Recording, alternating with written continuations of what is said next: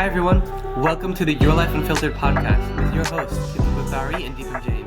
In this podcast, we dig deep into the life experiences of our guests, the connected dots between their early upbringing and what they're doing today. Today we have a very special guest, Godhuli. Godhuli, do you want to quickly introduce yourself?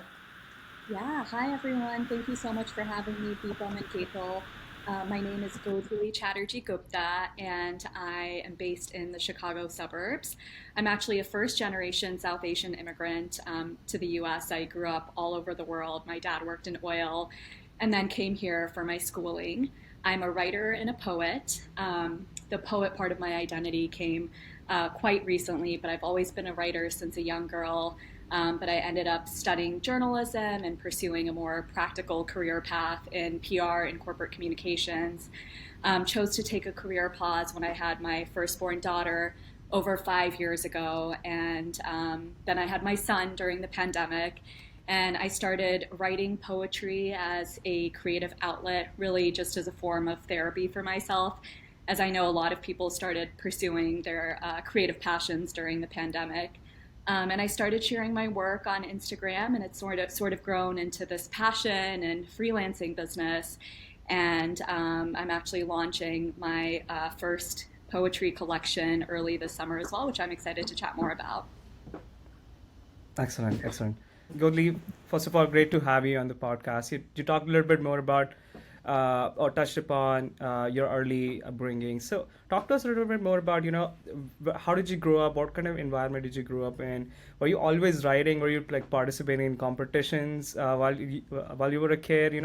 Where some of the early inspiration came from when it comes to what you're doing today? Yeah, I would say I have a very unique upbringing. My type of childhood were called third culture kids. Mm-hmm. Children who have moved around in countries that is not their motherland. So yeah, it was a very unique upbringing. I moved around every 4 years. So every 4 years, I was uprooted, went to a new international school, and had to make new friends. So it was definitely a different upbringing than most, but I think that's what really led to my love for writing. I was always a very shy and introverted kid. Mm-hmm. And I seeked comfort in words and reading. I used to love reading, and I would always write little short stories as a young girl. I didn't necessarily participate in writing competitions in Mm-hmm. my youth, but I was always the top student in my English classes. When I was in high school, I was part of the debate team. So I used to participate in the prose competitions and the poetry competitions in terms of reciting prose and poetry. So it was definitely always a passion of mine. And I would attribute my unique upbringing and also cultural exposure to, Mm-hmm. different countries and cultures um, for my love of words and poetry. Great, great. Thanks for sharing that. Just curious to learn more about, obviously you mentioned every 4 years you'll move somewhere else. So, talk to us a little bit more about what kind of countries were you living in. And the reason why I asked that question is because when you're moving from one country to another country, there's a huge learning curve for you as well to learn about the Yeah. country's cultures. And, if you, let's say if you're moving from Europe to South Asia, there's a huge difference in the culture as well. I know within Europe also there's a lot of differences within different countries. But so I'm just curious to hear your perspective on how is the cultural learning aspect of it influence some of the writing or some of the early motivations that you had. Sure. So my upbringing spanned the entire world. I was born in Dubai, then Mm-hmm. moved to Paris, Abu Dhabi, Jakarta, Indonesia, Houston, Texas, Mumbai, India, and then I moved to Evanston for college. I went to Northwestern, and then I graduated to Toronto. I moved to Toronto, where I started off my career, and then moved back to Chicago. So I've really been everywhere, Wow. and Yes. yeah, everywhere. And I'm so grateful for that exposure to different cultures.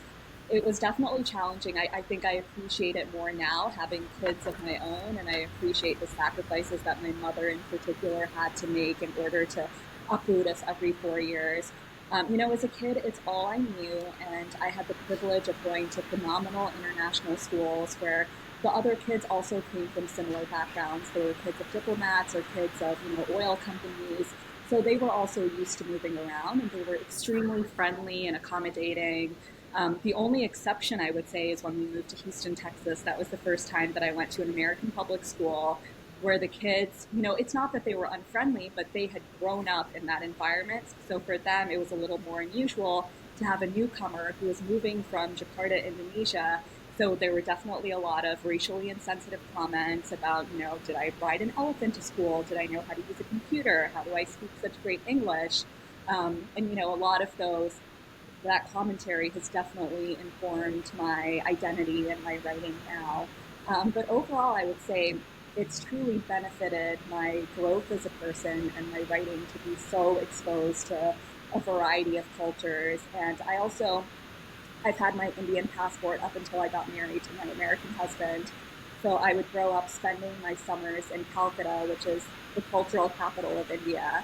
And, I'm super lucky and fortunate to be brought up in a very culturally rich Bengali household where, at our parties, we don't dance around. The uncles recite poetry. That's our form of culture and celebration. So I've always just grown up in this very rich environment of poetry and art. My brother, as you know, is an artist.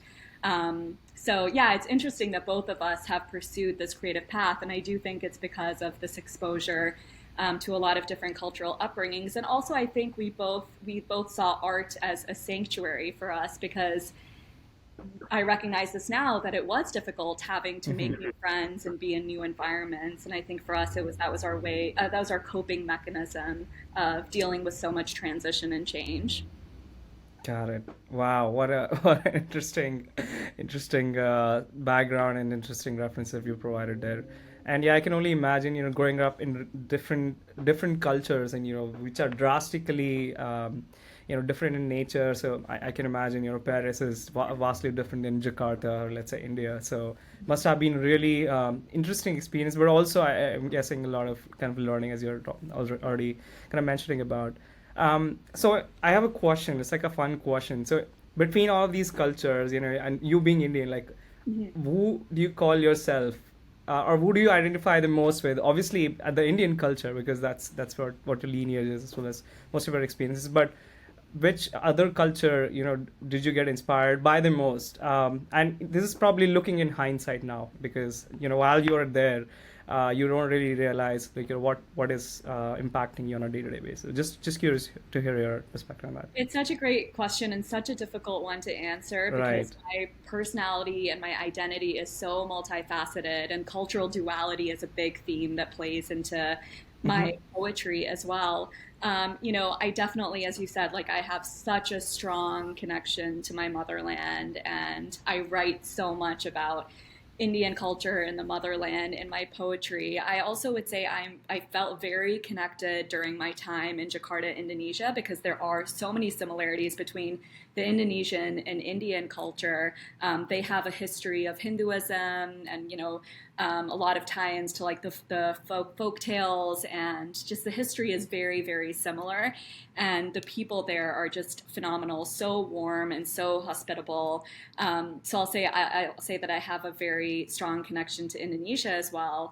And my time in Mumbai was just incredible because I went to the American school there, and I was exposed to a different type of India than I had ever been exposed to before. Because growing up going to Calcutta in the summers, my family there is very middle class, very simple. So I would go to my grandparents' house and experience that world. And then living in Mumbai, which is such a fast-paced, global, cosmopolitan city, really opened up my eyes to how much India has been progressing since my parents left there. And I think that's something that a lot of Indian Americans don't realize because their parents have immigrated in the 80s where things were a certain way, much more conservative, much more traditional, whereas India has progressed so much. It's got a booming economy. It's got so much dynamic everything going on there. So it was really cool to see that part. I went to school with some Bollywood star kids and, kids of businessmen over there. So it really opened my eyes and made me realize that there's so many layers to every single country and every single culture. Yeah, that's fascinating. I can imagine like how a lot of the experiences you've had living in different countries has left an impact on you from a cultural perspective, right? So when it comes to your creative expression, I bet you probably have a multiplicity of perspective because of all the experiences you've had. Would you agree with that, or? Yeah, I love the way that you put that, and that's exactly how I would describe it. I think for me, poetry is a way to provide commentary on the different things that I've experienced. I don't have all the solutions in the world or all the wisdom in the world about cultures or things like that, but it gives me a lot of different perspectives, and it's given me a lot of inspiration as well, you know. Okay. And I actually had a question on the poetry side. So, what kind of poetry do you do? I know there's like different styles. I forgot what they're called, but like some is like you have two rhymes, then like another phrase, and like another two rhymes, and like those different Splits and formats. diameter. Yeah. So I mean, I would say mine is free form. I actually, when I first started writing 2.5 years ago during the pandemic, I actually didn't even call my work poetry because I didn't give myself permission to do that because I haven't studied poetry. I have seen poetry be a certain way, like you said, couplets or Shakespearean or Emily Dickinson, presented in a very white way. So I didn't give myself permission to call my work poetry until I started sharing it. To me, they were just, little journal entries. And then one of my friends was like, wow, your poetry is beautiful. You need to keep sharing this. And that's when I realized that poetry is really any form of personal expression. It doesn't need to follow really any specific form or structure. The whole point of it is that it's a free form expression, and the whole idea is to convey a complex thought or idea in a concise way. It's not an essay. You're not going to get into layers, but you can get across so many layers and nuance in a short piece, and that's what I love about it. Especially because when I started writing, I was nursing my little baby, and I didn't have a lot of time. So for me, it was like, how do I just get out all these complex emotions in a very short structure? Got it. So, can you walk us through your creative process, right? So, obviously, you talked about the specific time period when you started writing, but just generally nowadays, like, what's your creative process? Do you have a specific techniques or rituals that you get into to the right headspace to start writing, or is just more, when you're feeling the emotions, you just kind of sit down? So, Yeah. what does your process look like? A little bit of both. I try to implement discipline because I think the discipline is very important in order to improve writing. So, I give myself time to write at least once or twice a week. I have two little ones, so I'm very, very time constrained. But if I can give myself like twice a week, a few solid hours, that's really helpful. And then, sometimes poems will just come to me. It's like I'll be in the shower and they will literally just come into my body. Like, one of my viral pieces called Cultured that literally came to me in the shower. Other pieces, I'll have, a question or an idea or a theme that I want to explore more of. And I sit down, I turn on music, and I just start allowing myself to freely write. I don't worry about how it's sounding, I don't worry about the structure, but I just allow the words to release from my body. And then I spend time editing, reading it out loud. It's so hard to talk about the process because it is so different for each and every single piece. Like this week, for example, I'm working on a commission project and I'm in such a creative rut. But the best thing I can do during those times is just to like give myself time to almost like meditate and listen to music and just be with myself. That's why I call it a therapeutic process because it really is so much about connecting with yourself and connecting with the emotions and like really understanding the emotions that you're going through. Okay, no, that's really, really interesting. And I know you mentioned that you are a mother of two. So, would you say that the experiences you have with them, raising them, that also contributes to your inspiration behind your poetry? Or, 100%. Yeah, they're my biggest muses, especially when I first started writing. It was all about motherhood. It was at the point where I was so sick of seeing this idea of perfect mothers on social media. I was so tired of influencers and just everyone like portraying this perfect, flawless motherhood where the kids are dressed in, fashionable clothing and they're just having so much fun with them at the park. And I was going through hell raising, my toddler and my newborn in a pandemic. And I had also felt the pressure of portraying that perfect motherhood. And friends would DM me and be like, "Oh, your family's so perfect. You do this so perfectly. How do you do this?" And I was like, "Wait a minute. I don't want to be portraying this picture of ideal motherhood because I know that's not the case." And at the time, there weren't enough people talking about how difficult it is. So my early work was very much around portraying the raw, gritty realities of motherhood and how much self doubt there can be, how there are so many parts of it that are not enjoyable. And that's how I started building community because people were really, really resonating with that type of language and that type of messaging. And they were so appreciative for just my honesty and my vulnerability. I found that vulnerability really leads to community and connection. And so I just started doing more of that. Initially, it was just as a way for me to release everything that I was going through. But then after, it's like, people really need to read this. I needed to read it. I needed to hear more moms talking about how difficult it is.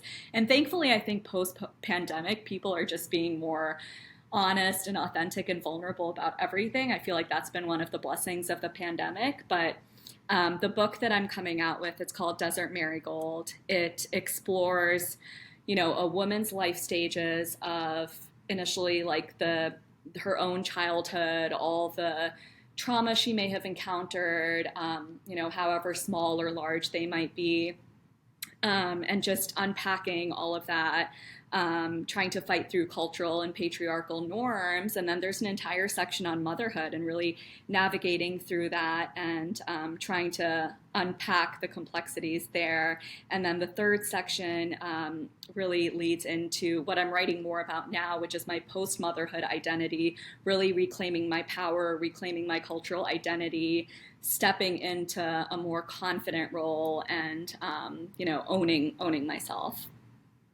All right, that's actually really beautiful. Last year, I developed these Mother's Day cards, which I've also been selling this year based on some of my motherhood poetry. And they've been so popular because one of them is called the Motherhood Club. And it's just kind of this honest look at what this club really looks like. Everyone is like, oh, having parenthood is so beautiful. But once you enter the club, that's when we let you know how difficult it actually is. And I think most mothers wish that had been conveyed earlier on. Godhuli, first of all, thanks so much for sharing about the book, and congratulations. I know it's a rare feat, and congratulations on being able to get that. So tell us a little bit more about how did you get the idea of the book? So did somebody reach out to you, like a publisher reach out to you, or did you already have an idea in mind and you reached out to them and you started kind of crafting how the book is going to look like? So give us a little bit more about the background and how it I'd came love to to be. talk about the journey. It's been a journey for sure. So I started working on the collection like 2 years ago, and my intention initially was to self-publish because honestly, I didn't have much faith in the publishing world. Hmm. I guess my role models, even though I don't necessarily relate to her poetry as much anymore, but there were people like Rupi Kaur who had self-published her first collection, and I just heard so much about the publishing industry, not giving marginalized voices the most time or resources. So I was jaded, and I said, let me just put this together by myself, not as a vanity project, but just as something for myself, honestly, to commemorate all this writing that I've done during the pandemic, to commemorate the motherhood writing. So I started working on it and then shelved the project because I think, as most people experience, I faced imposter syndrome. I didn't think I was good enough to publish a book. I started doubting myself and, thinking, why would anyone want to read this? And then an indie publisher reached out to me last summer requesting a manuscript, and they followed up twice. They were very eager to take a look at my manuscript, so that really gave me the motivation to finish the manuscript. And it was such an exciting process to be a part of, just to figure out the theme and to figure out how all the poems flow together. Because I do share my work on Instagram. It's an amazing testing ground to see what resonates and what connects. But putting the poems together in a certain order and a flow to figure out the sort of narrative of the book was a really exciting creative process for me. And the publisher reaching out to me is what really motivated me to work on that. Um, 6 months after the publisher said that they were going to work with me, there were consistent delays in their timeline. They were extremely resource constrained, and I was just getting the gut feeling that it wasn't going to happen with them, or that I would have to wait like 2 years for it to happen with them. So I decided to ultimately self-publish it, and I'm so happy with that decision. I hired a wonderful book designer who's really helping me through the process of designing the book cover, designing the interior of the book, and also walking me through the whole the self-publishing process, because it is very new and daunting to me. But I'm excited to do it, and I think it's, in line with the spirit of the book, which is like reclaiming your power and creating new paths of success for yourself. So I feel like it's poetic for me to do this on my own, and I'm excited to learn, and I'm already thinking about my next book, and I'm hoping that this can give me the power and resources to be able to continue publishing books on my own. So yeah, thank you for asking that. It's fun to talk about the journey. Absolutely. Lots Absolutely. of downs. Just for reference, where can the audience find your book? Like, can they find it on Amazon or somewhere? Yeah, Amazon, and it's going to be available internationally, which I'm very excited about, because I do have a lot of readers in India and around the world. So I definitely want to make it available for them. Excellent, excellent. Wow. The next question I have related to the poetry is really just, trying to get your perspective on how do you see your poetry fitting into the larger cultural landscape, and what role do you hope your work will play in shaping that landscape going forward? Because I know we are living in the era of short form content. It's poetry is kind of, it used to be popular before. It's kind of somewhere lost its touch along the way. But obviously your work is really inspiring and it's gathering a lot more followers. So I was just curious to see how do you see this shaping the landscape of the future? Yeah, well, I do think it's increasing in popularity again with the social channels like, Instagram and everything. And I also think in general there's been this, I mean, as I'm sure you know, this like resurgence of South Asian creativity in general. Not just poetry, but in film and in TV and every single art form. I feel like it's such an inspiring time to be a South Asian creative, because people are taking us seriously now. It's not just your traditional career paths of being a doctor or a lawyer or an engineer. I think now there's respect tied to different career forms. And as I'm raising my own children, I hope that they can see, their father is a doctor and their mother is a poet. And I treat I talk about my job and my career as seriously as my husband does, because I want them to understand that there isn't just one path to success. The landscape is going to be completely different when they're adults. Healthcare, let's not even talk about healthcare. I don't even know who's going to want to be a doctor in the next generation. But I'm seeing this surge of creativity in the South Asian landscape. And I think it's really inspiring for the next generation. And when you talk about the larger narrative, my work can also get a little political. I write about pro-choice. I write about challenging the patriarchy. I like to push the envelope there. And I've been doing that recently. And I hope that can also lend itself to the larger conversation. Not just challenging South Asian cultural norms, but just challenging global patriarchal norms. So that's one way that I also hope that my poetry can lend itself. And I think it just empowers more people to speak up. And, poetry and art in general is such a powerful way of sending a message, because it really evokes so much emotion in the readers and the viewers. So I'm hoping that people can continue using their words and their art to challenge all the crazy things that are going on in this country and in the world. Absolutely. Absolutely. All right. Yeah, this is really inspirational stuff. So thank you so much for sharing, Godhuli. What does your name mean? So my name has such a special story. I get my love of language, I think, from my father primarily. He's a theater lover, and he's a lover of language, especially Sanskrit and French as well. Like when we lived in Paris, he taught himself French. So he's just like has this amazing love for language. So Mm-hmm. he picked out my name from a book of Sanskrit words. It's a Sanskrit and Bengali word. It means dusk or twilight, and it's specifically the time of the day when the cows are coming home and the dust from their feet as they're running just create this beautiful pink orange skyscape. And it's Hmm. got such a beautiful meaning, but I've had a very complicated relationship with my name because it is extremely difficult to pronounce for the Western tongue. Not even for the Western tongue, it's also difficult for just non Bengalis to pronounce. That sound is very difficult. So I've actually spent, my most of my adult and career life passing as Godhuli because that was just I didn't want to keep pronouncing my name over and over again. I would just say my name's Godhuli, rhymes with Julie, and my Starbucks name is Julie. And so now that I'm in my mid 30s, I really, really want to change that. I want to take the time to properly pronounce my name, even if it takes a little bit of effort. People can pronounce it, they're able to. People take the time to pronounce much more complicated names. So Mm-hmm. that's part of my journey in like reclaiming my cultural identity and owning my beautiful heritage and my beautiful history. And yeah, really taking the time to make sure that people can pronounce it correctly. But thank you for Right. asking that question. I did write Yeah, about it. yeah. No, it just reminds me of a movie. I don't know if you watched it. Meera Nair's The Namesake, Like, of course. right?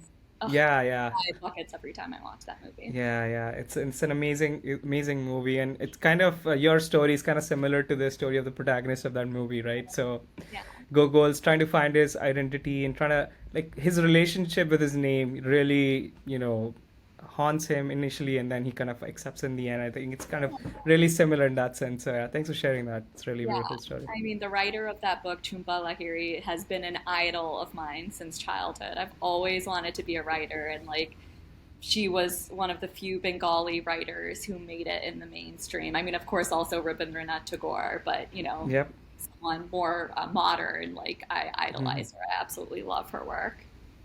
Awesome, awesome. All right, so I guess we are ready to move on to the next section of the discussion here. We call it rapid fire. Oh, So as okay. the name suggests, first thing comes to mind. We'll start with an easy one. Tea or coffee? Coffee, All right. Mountains or beaches? beaches, All right. Morning person or night owl? neither.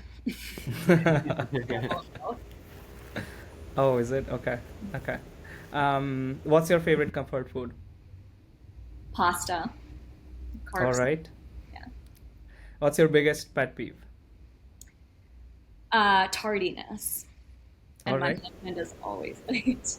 Drives me crazy. Got it. Okay. What's your secret superpower? Empathy. It's also what makes me a good writer and a poet.